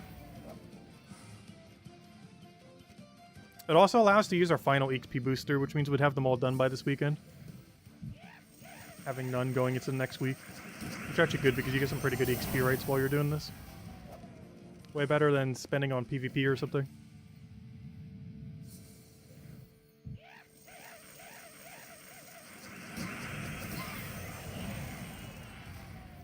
It's so hard to resist the extra turns. A lot of times it's actually better to let the AI take the extra turn. If you're fighting a team that you know for sure cannot kill you or really hinder your speed, and you don't specifically need the mana, it's actually quicker to leave the extra turns on the board and let the AI take it.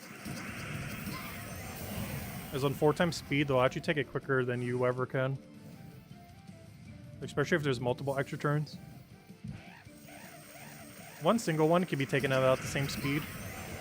But if that single one then leads to another extra turn, and if that one happens to lead to another extra turn, it is way quicker just letting the AI do it.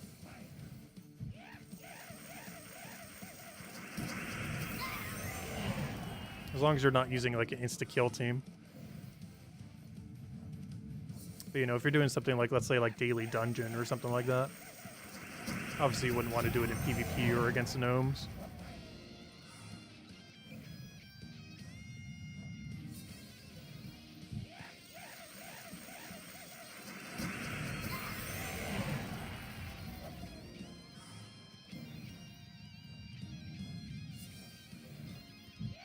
Yeah, the game speed of this game used to be really slow.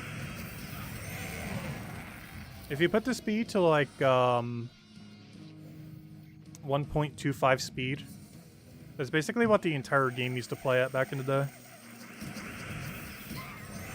Oddly enough, 1-time speed right now I believe is actually slower than what 1-time speed was back in the day. Not that much slower, but I believe slightly slower. But 1.25 is about what it was back in the day.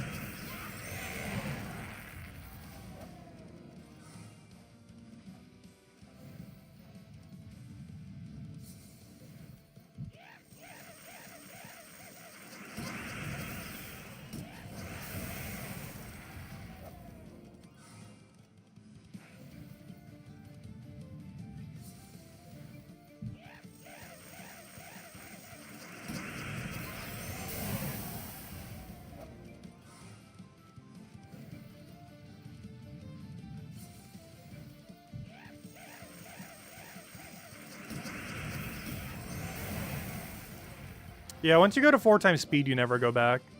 That was one complaint I actually got when 4-time speed initially came out. Because a lot of people felt like it was too quick to look at.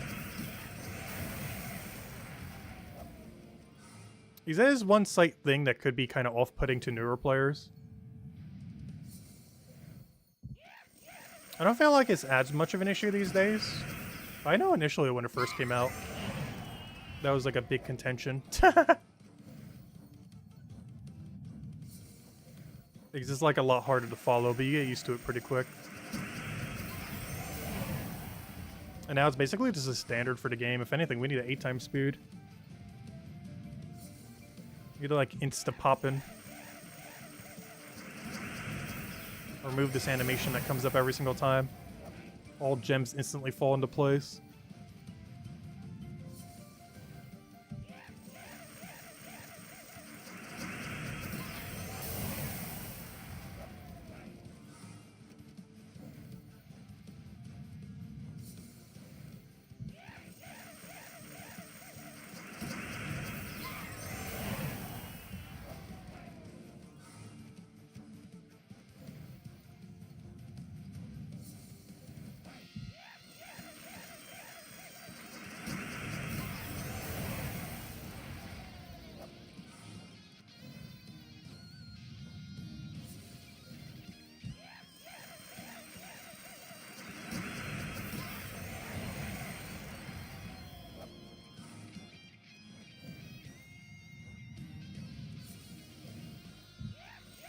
Yeah, the only real problem with 4 times game speed, or I would say the biggest issue that happened with it, is they ended up scaling the entire economy of the game, assuming you're playing at 4 times speed. So if you're playing at anything other than 4 times speed, you're basically getting less loot. This wasn't as big an issue when it first came out, because the game didn't get fully rescaled until like half a year later or so. But, yeah, the whole game is fully scaled on 4 times speed. It just assumes you're always playing on 4 times speed. So 2 times speed is almost half the loot, essentially. Not exactly, but almost.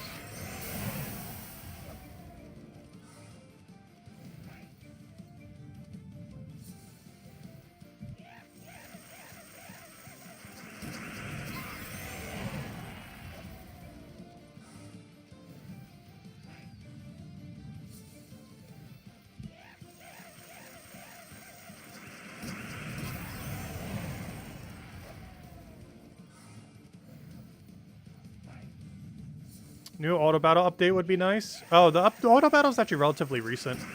They only made it about a year or two ago. I do feel like they made auto battle too weak, personally. Some people still use it, but I pretty much never do.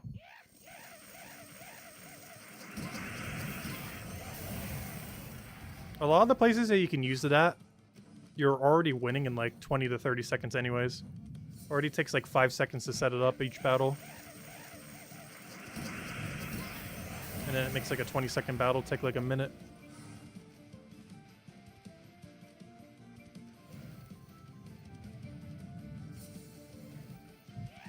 Not just because AI is controlling it, but it's also locked to, I believe, 1x speed or 1.5 or whatever it is.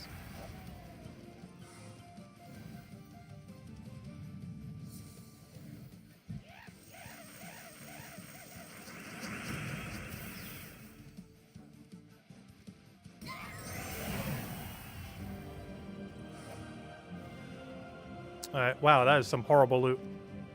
We've been getting some really bad final loots, though. Alright, let's see what our tally's at. I'm pretty sure we have to run another Palooza.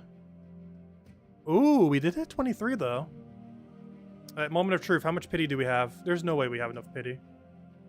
Let's see. We have 32 epics.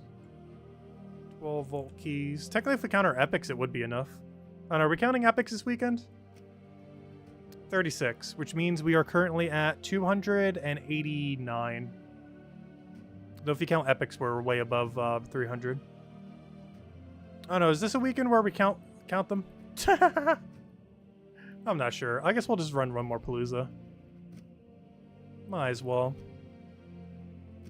And then I can use that one other XP booster we have right there. I don't have any hiding in the pity keys, right? Pretty sure I opened them all. Because I don't want to accidentally activate one later. Alright, perfect. Alright, we'll run one more. Let me go hand out the second code. Here you guys go, for any of you guys still around. There is the final code. Yeah, let's go end out the event with one last Palooza. And this will get us to truly 300 Volkies. As well as a really sizable Epic Volky stack this weekend. We got really lucky on Epic Volkies this weekend. Yeah, let's go do one more. Open our XP booster. We'll get over to the final Palooza. Let's go finish out this event. Alright, final stretch time. This will be the last one we run this weekend. And hopefully later tonight, if I have a little bit of time, I'll go run, trying to get a few more verses. But we'll see.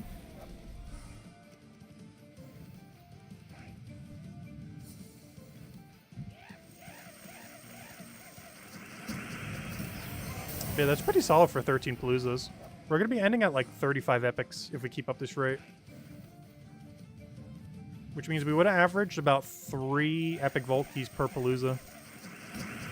It's like a whole extra one than expected.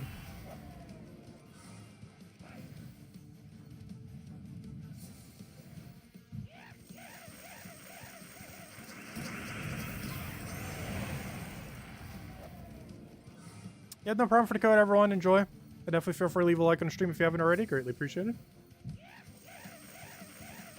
Maybe I'll finish out this final grind, get the final tally. And then tomorrow, we're going to have a ton to go over. I'm really curious to see if they are going to be adding Angel Gem mechanic to White Helm.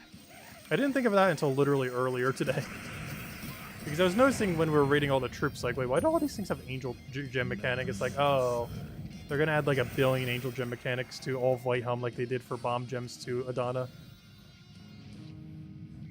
Hopefully we'll get at least one good Angel Gem troop, because as it currently stands, every single thing that has Angel Gem mechanic is completely dead content.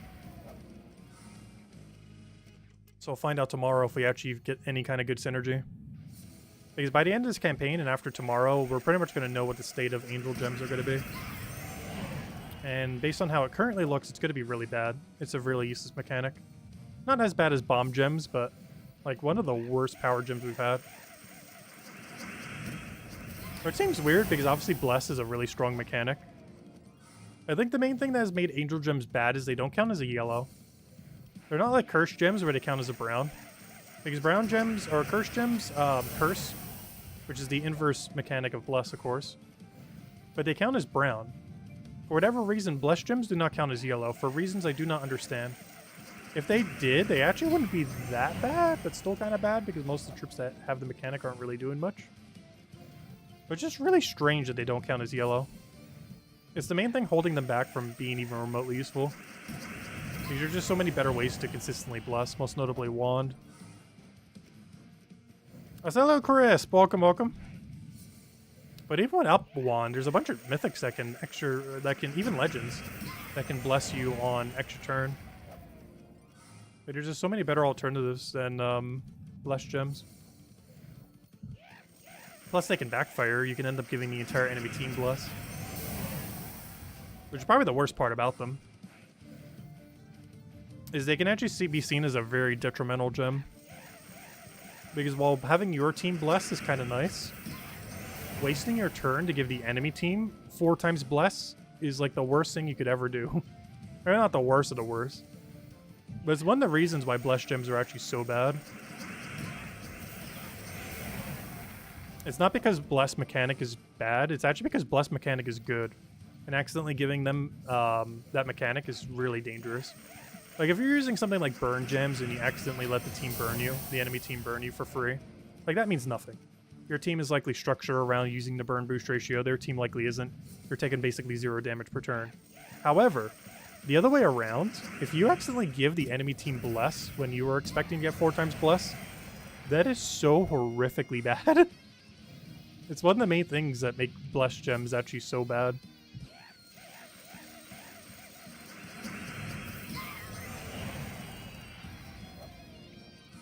If it was a weaker mechanic, it wouldn't really matter much. If it was like burn, poison, or anything like that.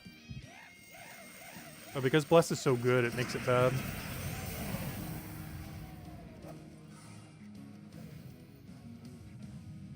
Yeah, we're getting a new Guard's avatar tomorrow. We were talking about it earlier to stream. Yeah, it's really insane. It's basically Guard's avatar, but better in every way. Not only does he distribute damage better, but he has double the bit ratio of Guard's avatar. And he has 1-to-1 magic for his magic level, whereas Guard has half his magic as damage. But yeah, it's basically just better Guard's avatar. And it's lower rarity. Well, he will be money locked initially for about 2 months. He will be easier to get than Guard's avatar once he's not money locked anymore.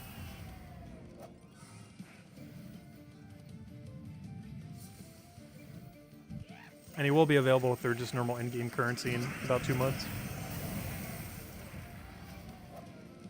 But he's effectively just better Guard's avatar in every way. You would literally just replace Guard's avatar in every situation with the new troop. We won't have him for a while, though, even though he theoretically comes out tomorrow. He's all the way at the end of the pass. So we won't have him till later next week. But when we do, I might cover a whole video on him, because he's basically as strong as a mythic. Like, he's literally just replacing Guard's avatar in every team in existence, almost. Unless you're using, like, his silence to undead or whatever it is that he has. Which you almost never use Guard's avatar for. He has, like, an extra small effect against daemons and undead. I forget what it is. Like, one of them he silences, and the other one he does, like, burn or something? I don't remember. Whatever one he silences is not that bad. Obviously, burn or whatever the other mechanic is does basically nothing. Yeah, that is true. Guard's avatar could be reworked to be better tomorrow. That is true. With whatever White Helm update is happening, it could be making Guard's avatar just as strong as the new troop, which would be kind of interesting. Because the same thing happened to Rowain way back when. Rowain used to be a 1-to-1 ratio for armor. And then became meta beyond belief when they made it 2-to-1. But yeah, if they did make Guard's avatar 1-to-1, that would be a good improvement to him. However, if that's the only change they made, he would actually still be weaker than the new legend. Because half his magic is used for his damage output. And even if they changed both, they would only be pretty much equal footing. Where the only real difference is Guard's avatar gets to cover an extra color.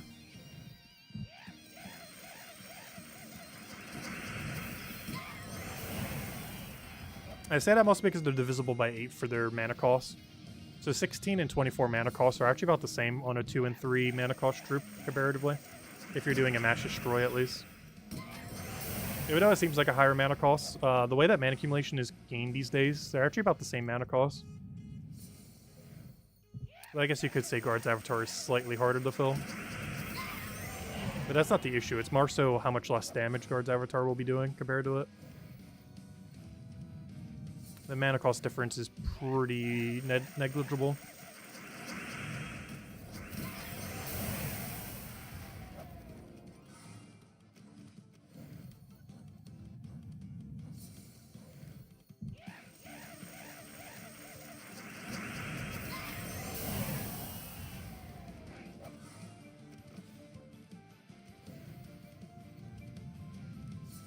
Guard's Avatar equals new Stellarex? No, they wouldn't buff it that much.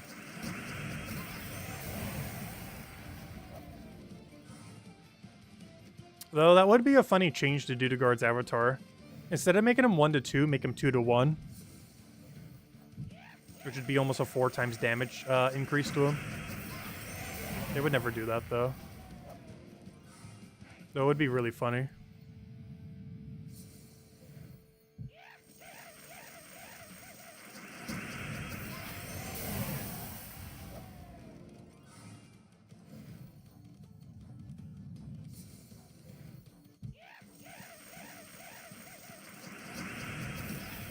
Yeah, the new legend, all you have to do is just buff its armor once, and it can one-shot most game modes. It actually gains more benefit than Rowain. As you can kind of view it as a 4 times ratio compared to Rowain's 2 times ratio. It actually gains double the benefit from armor than Rowain does, which is kind of insane. If you think about it that way. Not exactly, because the way that it does damage can technically overshoot, whereas Rowain can never overhit. But he is effectively getting double the armor benefit than Rowain does.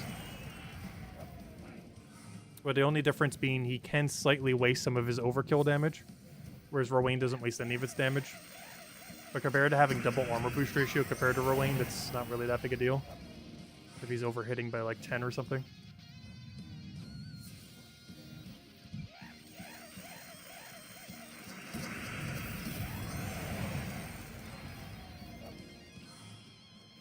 Rowain will still be better at those lower ranges, though. Like, he's definitely not replacing Rowain for how you use Rowain. But he definitely completely replaces Guard's Avatar in any situation you would ever use it. They're from the same kingdom, too, so it's not even like, oh, they're from different kingdoms, so we'd use them for, like, different events. They're literally the same kingdom, so all the same events they would get used for. Or, you know, you'd use the new one, I mean. The only difference being red restrictions, where you can use Guard's Avatar, but you can't run him. But in those situations, you're not running Guard's Avatar anyways. If he's under red, you don't have access to brown or yellow. Because you don't have Surqua and Hadley. Or even Divine Ishbala, for that matter. And in any category where you would just run the new legend. Yeah, but really, really interesting to see how he pans out. We'll be messing with him next week. I'll probably cover him next week's Friday. And basically just cover it as if he's a new mythic. Because he effectively is. Because that should be around the time we get him. Next week's Friday. Not this week, but next week. They're basically going to cover him like a mythic video. As if a new mythic just came out. Except without a key opening. As far as going over teams, going over troops and everything. He basically is. He's just going to be new Guard's Avatar. With a different name and a better ability.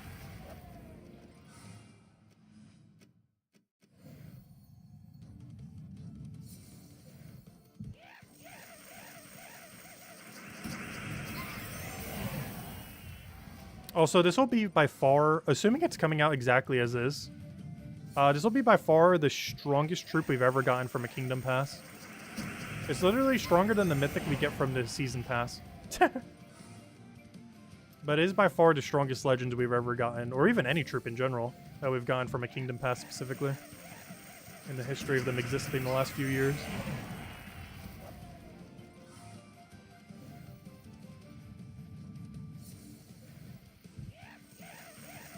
And unfortunately, he's paid Walt for like 2 months.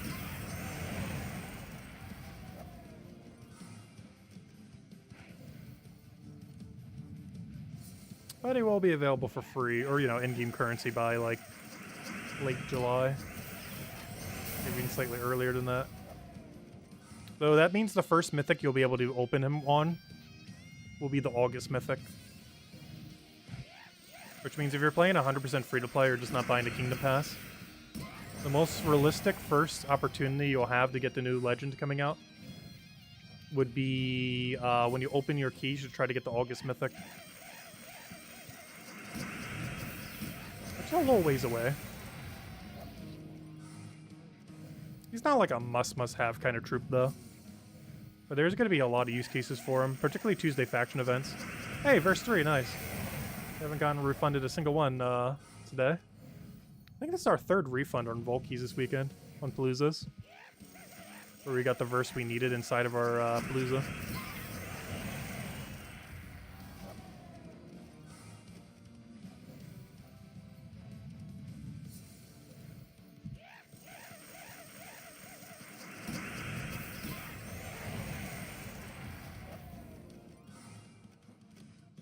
Oh no, we're almost done. Gotta say goodbye to Vault Weekend.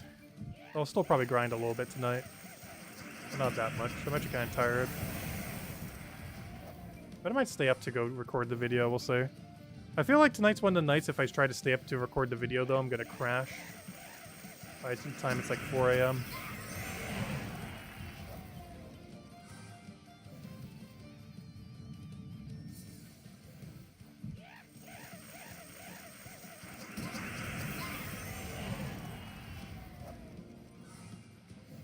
But it's a pretty big video, so I kind of do want to.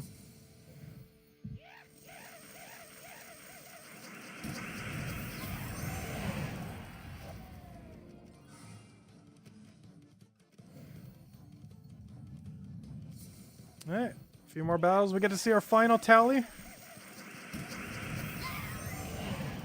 Which, if I had to guess, is probably going to be around a 3:15:34.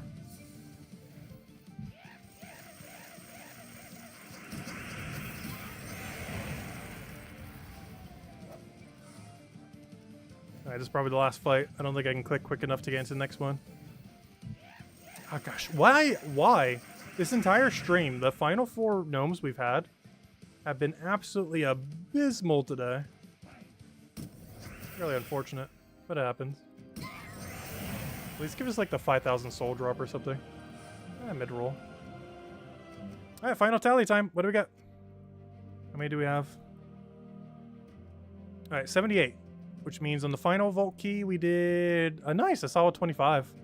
Back to the 25s.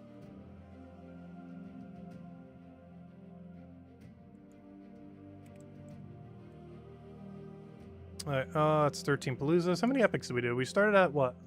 67?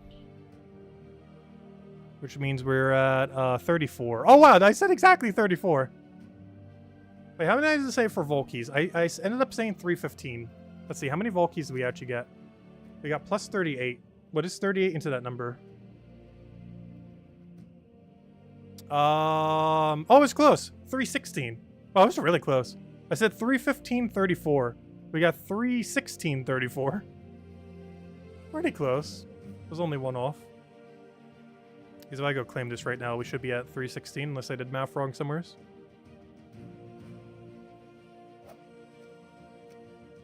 Which means we got one extra Volkey than what I thought. Yep, nice, not too bad. We also cracked over 1,300 epics. Obviously not all this weekend. That'd be insane if it was all this weekend. Yeah, not bad. I'm pretty happy with that. Alright, there was one last thing I wanted to go do. Oh yeah, I wanted to go see what the weekend event was. I kind of went straight over to all the other stuff. I didn't actually check what the weekend thing was. Let's see. The weekend events. Oh yeah, it is Bounty Hunter. Okay, I was right. Yeah, that's not too bad. Bounty Hunter's pretty quick these days. I feel like it's quicker every single week for some reason. Bounty Hunter is one of those modes where I think when it first came out, it on average took like 2 to 4 hours. Nowadays, isn't it almost like less than an hour? It's actually insane how much quicker that mode just keeps getting over time. Like, isn't it almost like 45 minutes or half an hour these days? I feel like it just keeps getting quicker and quicker. Something keeps happening with it. Just as we keep getting more and more damage, it just is way easier to clear out that mode. As well as better team synergies and everything else. Anyways, guys, that'll wrap it up for now. Still technically time to go grind Vault Event if you want to, though not much time. But there is still, how many hours left? There is theoretically still 5 hours left. I'll probably grind a little bit of that, though not that much. But anyways, guys, we'll be calling it here for now. We will be back tomorrow night, same time as always, 2 hours prior to now, tomorrow at 8 p.m. Eastern Standard Time. We will be going over quite a few things tomorrow night, as well as in the Monday video. Because we're going to be getting the new Doom polearm. We're going to be getting Kingdom rework, most likely, to White Helm. We're going to be getting Kingdom Pass for White Helm. And yeah, those are most of the main things. It's pretty much all happening on Monday. Like, everything happening next week's all happening on Monday. It's a very Monday front-loaded week, that's for sure.